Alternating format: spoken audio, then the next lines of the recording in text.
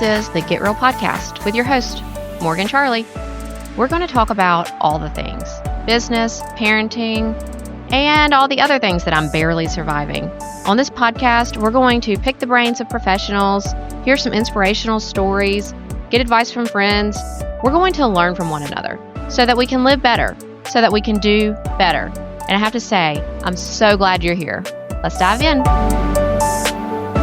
Hey, everybody. It is Tuesday, which means it is Pour It Out Tuesday with our friend Morgan Charlie, who is here in the Men's Health and Women's Wellness of Mississippi studios, where you will find sweet tea charm with tequila strength personality. There you as go. We pour it out on a Tuesday. One day we're going to have that down. One day. Perfect for you guys. Yeah. Morgan, how is your week going? I feel like it's been a whole week. And it's only Tuesday. I know. Mm-hmm. It is Tuesday. That's what I was listening to. I called in on Clay's show this morning and was I heard. I was listening this morning. Were you? Uh-huh. I was. Yeah, I called in and I was thinking then when he was doing his opening, I was like, how is it only Tuesday? It really does feel like it has been a full week. And I always literally on Wednesdays, I wake up and I feel like Wednesday would be a good midweek weekend. I just need a Wednesday and then we can get back to it. We should, work Monday, Tuesday, take off Wednesday, work Thursday, Friday or something. I think that works. Half a day Friday because nobody wants, I don't know what the answer is. I think that sounds great. Let's just, I should pass a bill. Right. Let's start working on the language. This is the new standard working. We're all my legislator friends out there. So this is my idea. We're going to just forget Wednesday. Yep. It's going to be a second day of rest. That's right. And then Fridays at lunch. It is lunch. a church day. So that works. It makes sense, right? I think so. I think it's good because it's the day that the teachers don't give homework for the kids. Mm-hmm. And I think we have a good idea here, Morgan. Wait, I think your kids don't get homework on Wednesdays? It's optional. Of course, sometimes we don't do the mandatory homework, much less the optional. I have been drowning. And I know we talked about this where I was going to put Knight in charge of the first graders' homework, but it's too much. It's reading, which takes forever, and then another whole homework sheet. And I'm about fit to be tied with that part. But anyways, I feel like we have it even on Wednesday, so we get no break. Yeah. I don't think it's so funny. I told my twins on the way to school this morning, they were in the car, and I said, look, you're going to have to just tell your teacher that Mama was busy and you'll turn in Monday's homework on Wednesday because you'll turn in Mondays and Tuesdays because I didn't have any time yesterday.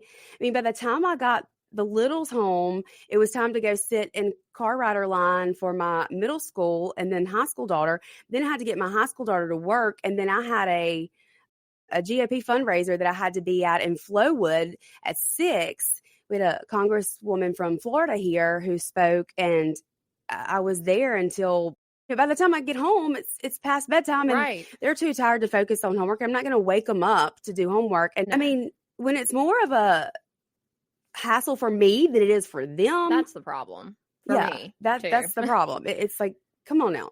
And I felt so bad because I didn't realize that this was happening. And I guess it's been a minute since I've had a first grader, and maybe this is just a first grade thing, but my other kids, when they get their homework, it's due at the end of the week. So they can work on it at their own pace, whatever night we're actually home and can deal with it or whatever. But for Smith, if he doesn't turn in his homework, then he has to miss recess that day to do it. And I just felt so bad because I didn't realize that was happening. I hope that's not what they're doing because they'll be missing recess today. I just found that out last week because I was like, oh no, Smith, we forgot to do your homework yesterday. And he said, I did it. I had to do it at recess yesterday. And I was like, no, I just think that's so unfair. It was my fault. Right. That's what I told especially when they're that age. I told the twins that this morning. I said, just tell your teacher it's Mama's fault. Right. And, they are in second grade, and this is the first time they've had nightly homework. Before kindergarten and first grade, it was like you were saying, end of the week. And so, of course, my kids, they're like me. They're going to procrastinate and wait until Thursday night to do it all, which I've always been that way. And I think actually I work better under pressure. I really do. I think I work better under pressure. If I don't know that I've got to do it. Well, if it's not due yet, exactly. Then we have other things that we can do. Right. There are other things going on. It's but I hate it.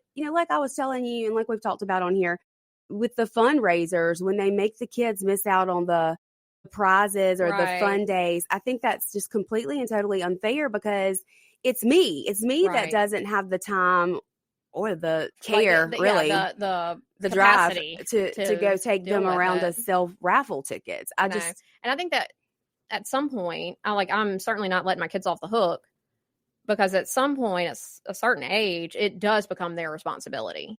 And like my older ones, their homework, if they're not doing their homework, that's on them. If they need help, it's on them to come ask me for the help. But the little one, that's all me. I also feel like, though, by the time they get to that point, they have extra time in class, or they have study hall, or they have different times that they can get it done. I know for my middle school daughter, her teachers, if they have projects or something, they're going to make sure she has the class period and time to do it. Now, she's not going to get it done because that's just how she is. She is going to somehow find a way to turn it in late and get points reducted. But still, at least it's not on me, and I'm having to find the time to make sure 3 little ones have homework done, and then trying to get them to be able to do it at the same time in the same room. And then one gets done first and they want to turn on the TV. And I know it's having school at home. Complete and total chaos. Yep. Complete and total chaos. For sure. Well, Morgan, we always talk about kids being mean and bullying. And I'm going to tell you something. Adults are mean too. They are. Where do you think the kids learn it from? Goodness gracious, adults are mean. I told Sean I was talking to him right before I left the house, and I said, I think I'm going to have to go on a social media break for a minute. The hate, it's just so much of it. It's exhausting. It is absolutely exhausting. It really is. Well, I mean, obviously the Charlie Kirk stuff, we saw all of that, but what I've been wanting to hear your thoughts on. I know you're itching to talk about it. I know you're itching to talk about it. Well, so yesterday there was a press conference. There you go. I knew it. I was waiting. I was like, I can't believe she is making. How long have we been going? I haven't said anything. She made it more than 5 minutes.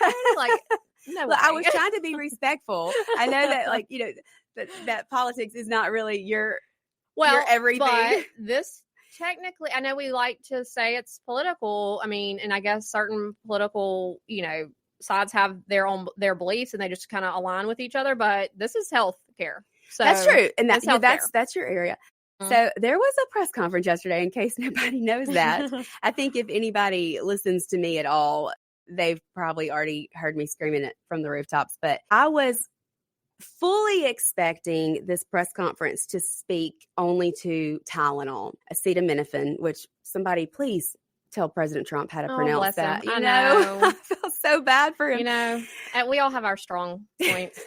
It is a hard word, I guess. It's a hard word if you don't see it or say it very often. For sure. I mean, for people that have worked in the medical field, Let's just leave it at Tylenol. Yeah, we can just call it Tylenol. It's easier. But, he went into a whole lot more than just the Tylenol aspect. He talked about vaccines, which I didn't. I knew, I was hoping and praying that would come. I didn't expect it to be yesterday, and so I'm in car rider line and waiting on this press conference to start. I'm like, how long? Come on, they were supposed to have started already. And then he starts talking, and my jaw hit the floor. I almost had to pull over. My daughters were like, what is wrong with you? I was like, this is not at all what I was expecting. And I never thought, Morgan, I would hear someone in government, especially the president of the United States, be so unapologetic and so unafraid of what someone might say or who might get angry with him, that he got up there and told the truth. He got up there and said, hey, we are in the middle of an epidemic. There were 1 in 20,000 who had autism, and now in some areas such as California, it's 1 in 12. 1 in 12. Something is going on here, and I'm determined to get to the root cause of it and find a way to stop this and make it better. And he talked about, dividing up the shots, like MMR, mumps, measles, rubella, it's combined. And then you also give that shot with others. And so you're giving a baby with this brand new immune system so much at once, and their poor little bodies are just overloaded. And so he made recommendations that we stop doing that. We stop giving these combined shots. He made recommendations that we hold off on Hep B, which I completely agree with. There's no reason to give it on day one of life until, they are much older. And he said, we're going to continue to study this and find the link, because there are too many parents who say, I went to a well baby visit and my child was changed forever. And they can't all be lying. And we've got to stop gaslighting and not believing these parents. There's got to be something there. And that just makes me so emotional because you're validated. I mean, you feel validated. Finally, you feel like somebody is listening and somebody is paying attention. But my goodness, the hate has come out today. I mean, well, and I think that, and I've been kind of wanting to, because I knew that you've been pushing and all that, talking about vaccines for a long time, but you and I have never really talked about vaccines. So I was interested because I didn't go on a deep dive. I wanted to have a conversation with you about it. But what do you feel like is the solution? Are you 100% anti-vaccines, or are you more of like, no, there's a place for them and a time for them? What are your so my youngest is not vaccinated at all, and he has been a million times healthier, a million times smarter. He started speaking earlier. He started reading much earlier. I mean, he just started kindergarten. He's teaching himself Italian, and I don't even know how he's doing that. It's a phenomenon. It's insane. But the varicella, which is chicken pox, I do plan to give him before he reaches puberty, because if you contract chicken pox as an adult or after puberty, it can cause you to become sterile. And I don't want that. And so I do think that there is a time and a place. I don't think it's as soon as babies are born. And I don't think we should be overloading them with numerous vaccines at one time. I don't think they need 72 by the time they turn 18.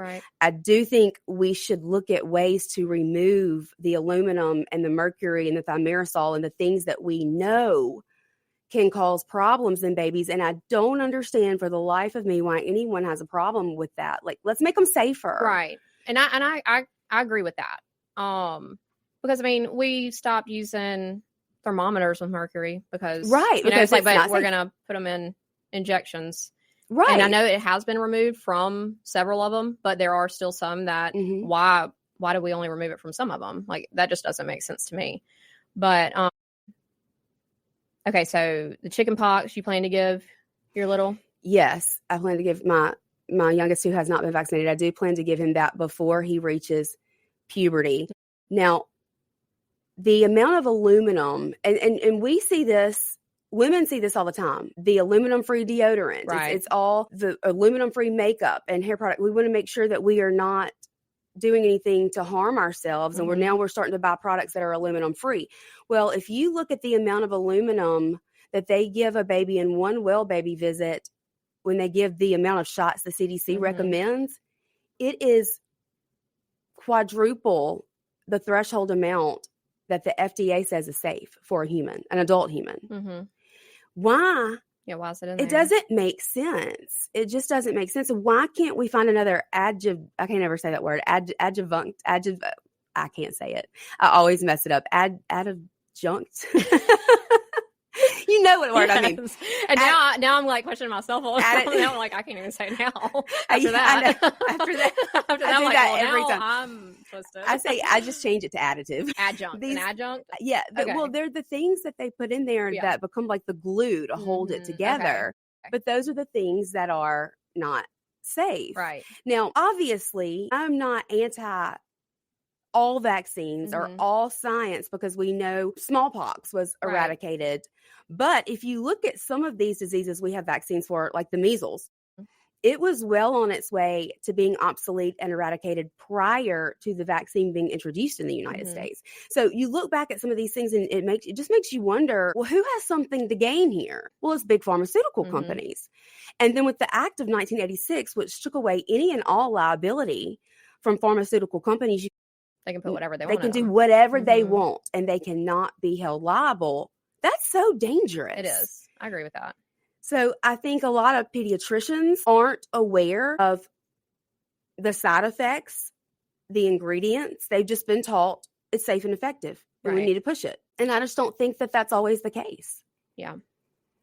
And you know, for a long time, I was just do as you're told kind of girl. You know, it's like, oh, this is what we're supposed to do. And I mean, all my kids are vaccinated, and didn't think a second about it. Like this is what they say we're supposed to do. This is where we're going to go. We're going to go get these shots, whatever. But I would advocate for spreading out the vaccines.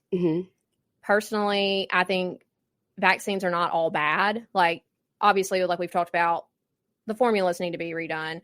You can't have a vaccine without certain preservatives, obviously. Right. So there's going to have to be a give and take on some things, but maybe not aluminum. But I'm just saying, right? Can't we find one that's safer? Yeah, you know? they're you know, like we're like, oh, anti-preservatives in our food and this kind of thing. But obviously, you have to have something in these vaccines, you know, or we're going to have a bigger, bad, you know, worse situation here. But I think finding safer formulas for it. And if they haven't been, you know, if the recipe hasn't been adjusted in decades with the knowledge and everything else that's out there, it's like, well, why? You know, like why? Because I mean, they're making money on these vaccines, so use some of the funds, like rework your recipe here a little bit to catch up with the times and the changes. But I do think, you know, and I was even looking at the Hib vaccine and what was it? The Tdap. At one point, they made one that was all of those together, but those literally could not be given together. But now they're like, oh, we'll just stick one in this leg and stick one in that leg. I don't see how somebody came to that conclusion. Right. So I'm with you on, you know, breaking them up, doing them slower. But I think there is a place for them. I think some illnesses and diseases have been eradicated, and I would fear seeing some of those come back. But, and mainly, you know, and I know like Trump alluded to the Amish, I think, in his speech, didn't he? Or something about how there's like zero autism and they're unvaccinated, but they're also not exposed either. So we do have to think about some of those aspects too. You know, like I see where it's like, look at this, but it's like, but those people, like that subset of community, they're not in these high populated. I mean, look at the schools our kids go to, you know, and kids are germy. Yeah. And they're going to pick up things, you know, so we do have to kind of, but I do think there's definitely room for a reconfiguration here. Absolutely. We got to take a break. We ran over, but y'all stay with us. We will continue this discussion on the other side of the break right here on WIB 103.9, The Lindsey Beckham Show with Morgan Charlie. Okay, so here's the deal. This podcast, it's for all of us. It's for all of us to learn from one another. So I want to know, what do you want to know? What topics do you want to hear? What guests would you like to hear from? What do you want to learn next? Head over to morgancharlie.com and drop me a line. Fill out the little form. And I promise I'll do my best to cover that topic or find that person that can. And remember, you can catch us here every week. Be sure to hit the little subscribe button so you never miss a beat.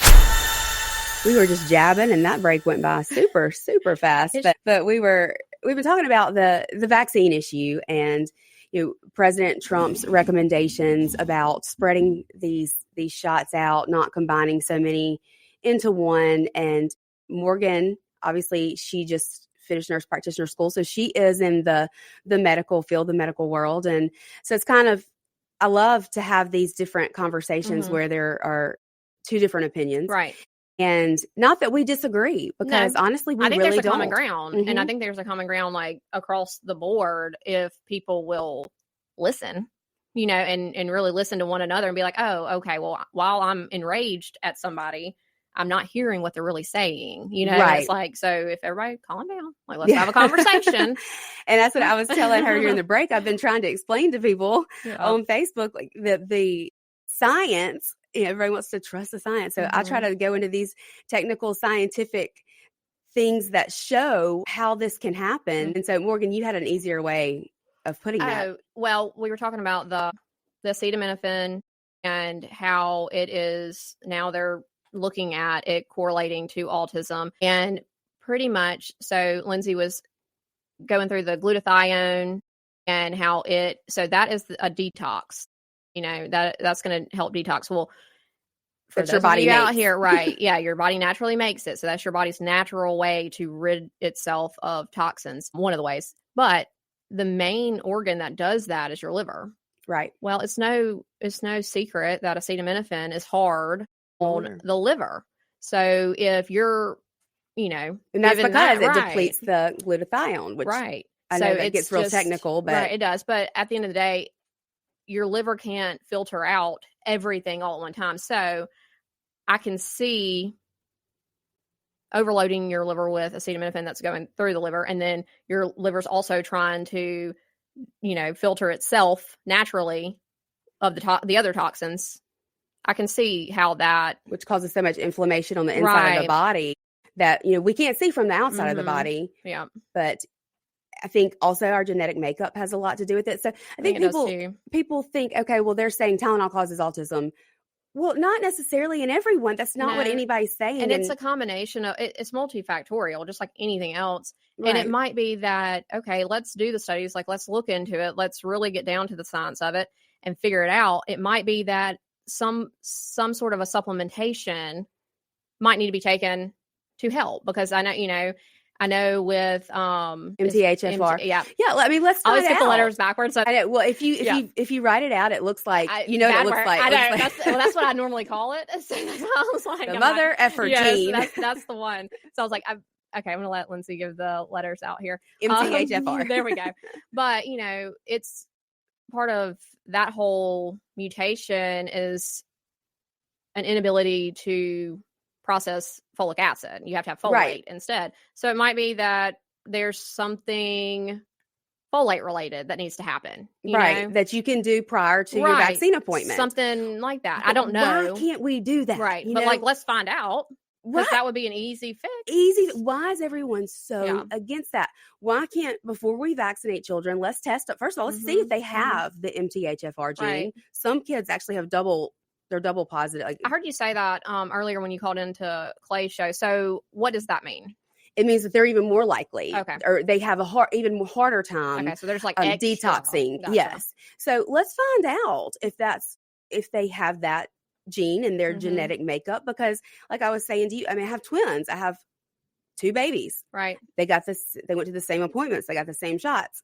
Now, Creed actually did get a few extra to catch him up because he had open heart surgery. He had more at one time. But Lori was unscathed. Right. It didn't.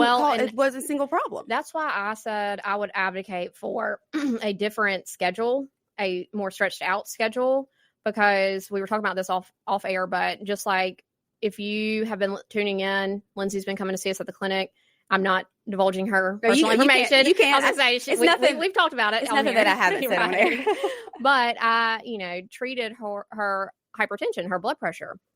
And I feel like taking out one obstacle in your healthcare, that your body was fighting, allowed for us to get the results that we were trying to get easier. Well, it was multiple. It was like my vitamin D level was bottomed out. My blood pressure was sky high. My heart rate's too high.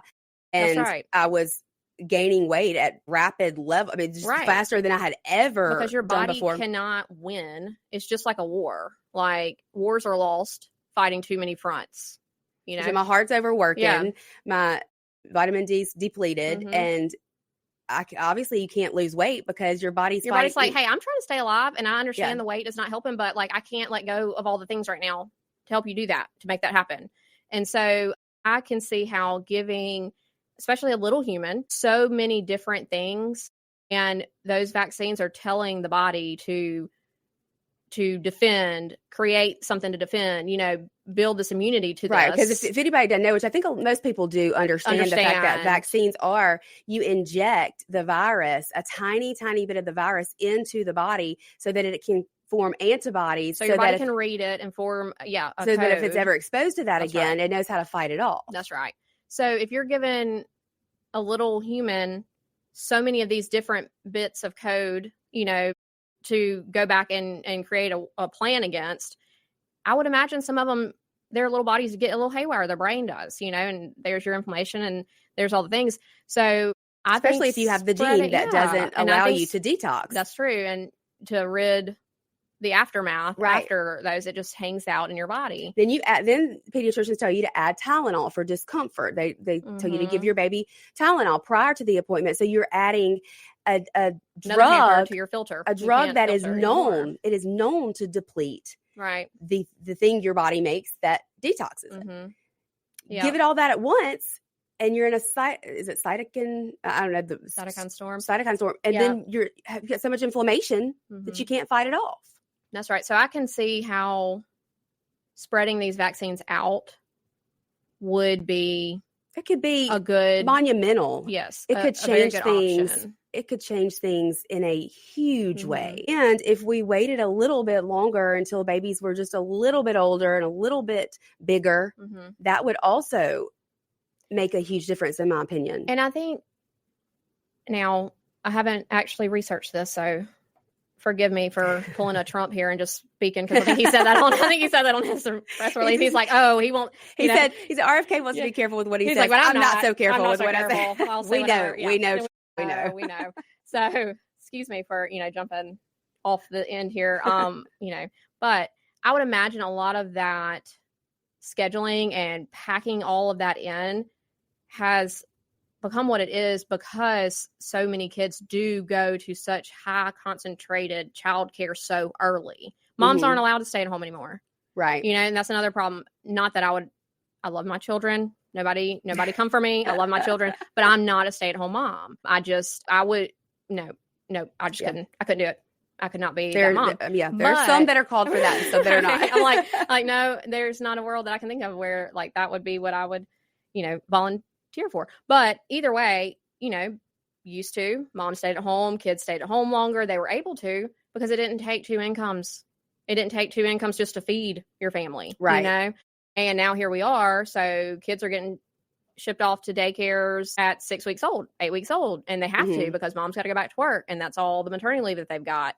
And so they have to cram all these in because I think part of the problem is being so exposed to so many different things so early. And then, so that's why the vaccines are trying to ward off some other things. But it's kind of a mess. It's a mess, yeah. And I also think, back when people got these diseases and were dying from these diseases, we were not as clean. I mean, we've become much cleaner. Well, the water, not Jackson water, yeah. But okay. Not around here. Our water counties, is, we know so much more. Right. We're so much more educated on so many things. And I don't know how you feel about this, but even if they do all these things and they rework the schedule, I'm still going to stand on the principle that parents should have the right to research these things and then decide what's best for their child. What I've never understood is why there are people who get upset about that, because if you want the vaccine and you get the vaccine, then you're protected, right? From my unvaccinated child. You should be protected. If it works, then you shouldn't mind being around my unvaccinated child. And I do get that argument. But just to have another point of view, what happens if everybody stops? Then what happens? And that, I guess that, so that's like the total opposite. It's like, hopefully we would still have some that would carry the burden, I guess, the vaccine burden. I don't know. But, because I do understand, like, okay, your child's not vaccinated. Mine is, so mine's not sick, so mine can't give yours anything. But what happens if... Well, some of those vaccines should. Right. But I'm like, so what happens if everybody is just like, okay, well, now nobody's going to vaccinate? Then what would happen? And we don't know. I mean... We don't know. We don't know. But it's just something to think about. Right. No, and I get that. I totally get that. That is a good point. And we got to take our next break. Y'all stay with us. We will be, I think this is a very good, I know it goes by so fast, but I do think this is a very good, really good dialogue and discussion. It's a conversation. And, and everybody's mad here. Right. And I think that's how it should be. Right. I don't know why that's so hard for you people to understand over there in social media world. Because they're hiding behind their screens. Their keyboard. All right, we'll be right back here on the Lindsey Beckham Show with Morgan Charlie. Morgan and I have been talking about vaccines, and we have different opinions, but, like Charlie Kirk taught us to do, we are able to have conversations without screaming and yelling or hating each other at the end of it. If you're too loud, nobody can hear you. So just jot that note down. And we both know what it's like to have to deal with attorneys all the time. We were just talking about we both have attorneys for boyfriends. And so we get that's what we were just talking about off air. It's like, do you ever get in arguments with Sean and he's just like, well, you're not an attorney? And it's like, no, I know, but I have common sense. Like, I might not be an attorney, but I'm right about this. Right. Yeah, but that happens all the time. So I'm glad to know somebody else experiences that. Morgan, you released a episode of your podcast this week, and I wanted you to talk about that study that you talked about in your podcast. I think it's very important that people realize this. We shifted kind of topics, but this week my episode was about building confidence for yourself, but too in your children, and doing it early so that they can, be successful. But one thing that I've run into dealing with my own children is they're so concerned. And I remember being this way. I remember not wanting to speak out in class, not wanting to raise my hand. Like, good Lord, if the teacher did the popcorn reading thing, full body sweats. Like, I do not look at me. Do you remember counting how many people it was going to be? And so then you could go figure out my paragraph, and I'd still mess it up. I'm like, no way does anybody comprehend what I just read. Yeah. There's no way they did. So anyways, I remember those feelings. So I know my kids are experiencing it. And obviously we live and we learn. And as we mature, sometime in early college years, probably late high school, early college years, I realized that people just don't care that much about you. And I said that to my oldest son. It kind of blurted out, and I didn't mean it like, obviously I care about my children, family members care about your family, you love people. But when it comes to your peers and things like that, and being worried about what somebody's going to think about you, or what they're going to say about you, they're honestly just not that into you. Like they don't care. And so I was sharing a study. It was done in the 90s, a psychology study, and pretty much they took a group of students and they put them in this just cringe-worthy, loud, obnoxious shirt and sent them out on campus. And then they took, a poll to see, okay, so how many people noticed your shirt? How many people noticed you? And every one of them, the consensus was pretty much they thought about half of the people that they encountered noticed their shirt in some way.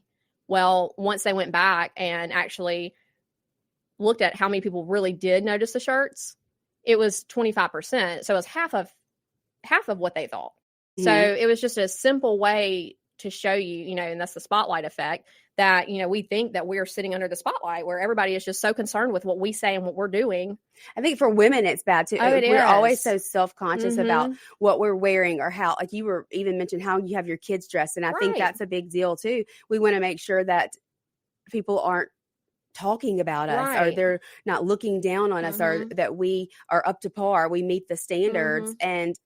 But really, they're looking at themselves. They're worried about same thing. Yeah, they're looking at themselves. They're more concerned about what people are saying about them. Right. So they're not even worried about you. So just be confident. Like, say what you need to say. If you have a hard conversation, like, have it. Speak up in class. Be somebody's friend. Go talk to them. Start a new friendship. Like it. And that was the conversation with Knight. Was he just was nervous to even talk to anybody. And it's so difficult for young kids. What is the worst that can happen, buddy? What is the worst that can happen? We were saying during the break, like if you only knew how small of a part of your life this is, and what's to come. Absolutely. You would feel completely differently. But I mean, obviously they're young and they don't understand that this is all they've ever known. But there's just so much more. Right. There's so much more to life. And that's why, like you were saying, it is so sad when we see young people commit suicide because they had. You're like, you haven't even got to the good part. Yeah. And I wish that, you could see that this little bitty sliver of time is not it. It's not the best. And every dark time, the sun always comes up. So if you're in a dark time now, it's not going to last forever. Right. I promise this too shall pass. And I know people hate to hear that. It won't. But it really is true. And I mean, I've been in some pretty dark places. I know you have too. Some pretty dark places. I've had some really unfortunate experiences happen in my life, as I know you have as well. And sometimes it feels that way. It feels like you're like, I don't know how I'm going to get out of this. But we ride it's like waves. Right. And that's life. So if you are in the middle of a very dark place and dark time, it doesn't last forever. It will pass. And that's one thing that like I've realized going through the hardest times in my life over the last, like, let's say decade, I guess. Now it's kind of made me a little dangerous, I'd say, like, because I'm like, nobody can hurt me. Like nobody's gonna put Morgan in a corner. Like, nobody's putting me in a corner. Like, you taunting me, holding money over my head. Baby, I've been poor before. I ain't worried about that. I can do it again. I can do it again.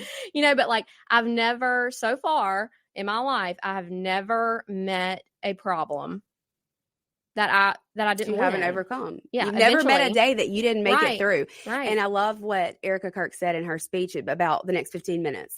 Like, I'm going to get through the next 15 minutes, and then the next 15, and then the next 15, until I'm not counting 15-minute intervals anymore. That's right. Then you're looking at a day, and then you're looking at a week. Exactly. And it, and it's going to get better, and it's going to get better, and it's going to get better.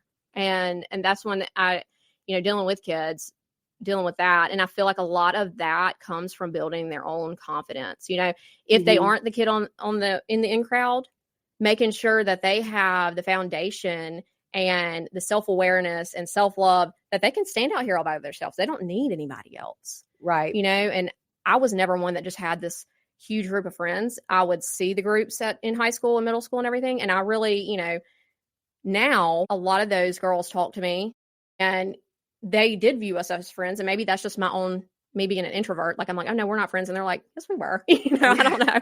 But like, well, I don't remember you treating me like a friend. But laugh. But it's not really a joke. Like, I had like 3 friends, and like 2 of them were like super obligated to be my friends because one was my sister and one was my cousin. like we're blood. You have to be my friend. So it's like, it's okay. And they're still the same people like I had in middle school, the same ones I have today. You don't have to fit into this crowd. You don't have to have the most friends.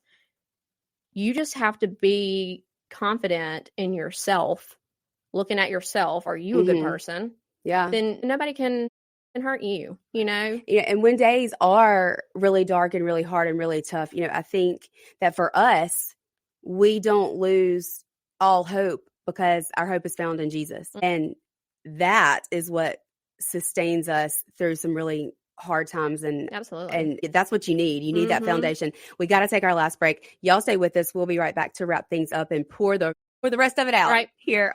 The Lindsey Beckham Show with Morgan Charlie. Right. We are back here for the last, 1 minute. It always goes fast. We always have like one little. I know, one little second left. We have a project we're working on that Morgan's Morgan's the most organized. Like, she gets it all together. Oh, I'm just the most crazy, I think, honestly. But, but we're gonna talk to you guys about that next week, hopefully. And Morgan, what's going on at Women's Wellness? Well, we are rolling out our wellness evaluation. So if you are interested in, even if you're just curious about your hormone levels and want to come in, we do offer a wellness evaluation where you come in, get your labs done, and have a follow-up virtual consultation with a provider and just see where you're at. So somebody commented that I'm glowing, and I was like, that's Women's Wellness. Yes. That is what they do. They will help you glow, help you lose weight, help you get healthy. That's right. All the things, and they won't even do it with vaccines. They'll do it other ways. We literally don't have any. All right. We will see you guys next Tuesday. Thanks for tuning in. Bye.